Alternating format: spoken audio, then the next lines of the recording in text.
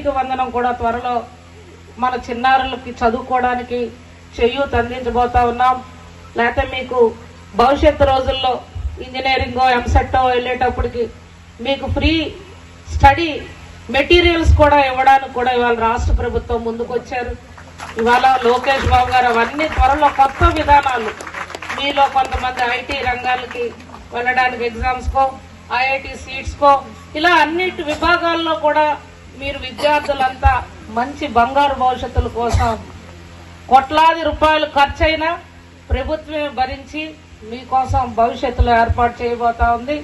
మరి వీటన్నిటినీ కూడా మీరు సద్వినియోగం చేసుకోవాలని మరి నేను 10 నెలలు అన్నా క్యాంటీన్ అనేది ఎస్కోట్లో పెట్టాను ప్రతిపక్షంలో ఉండేటప్పుడు, మొన్న మాజీ ఎమ్మెల్యేగా ఉండేటప్పుడు.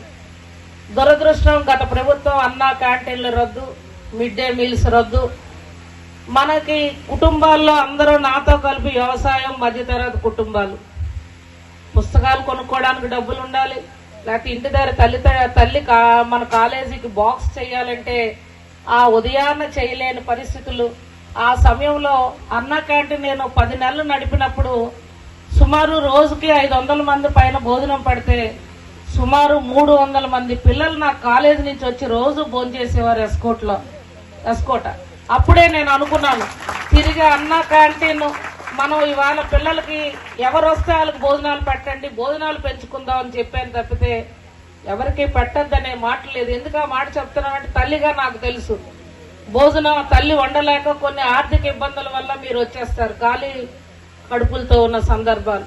అందుకే ఇవాళ చంద్రబాబు గారు మన అందరి ఆలోచనకి, ఆయన ఎంత పెద్ద మనసుకి ఒక ఆలోచన ఈ మిడ్ డే మీల్సే ఆలోచించండి.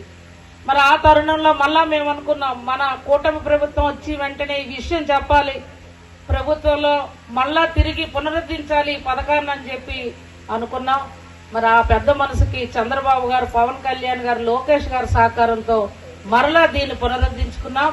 వారందరికీ కూడా మన ద్వారా ప్రత్యేక అభినందనలు, ధన్యవాదాలు తెలియజేస్తూ, మీది ప్రచారం మాది. మీ యొక్క వ్యాపారంను శుభాకాంక్షలు తెలియజేయాలనుకుంటే వెంటనే ఈ క్రింది నంబర్కి సంప్రదించి FTP న్యూస్లో యాడ్స్ పొందండి.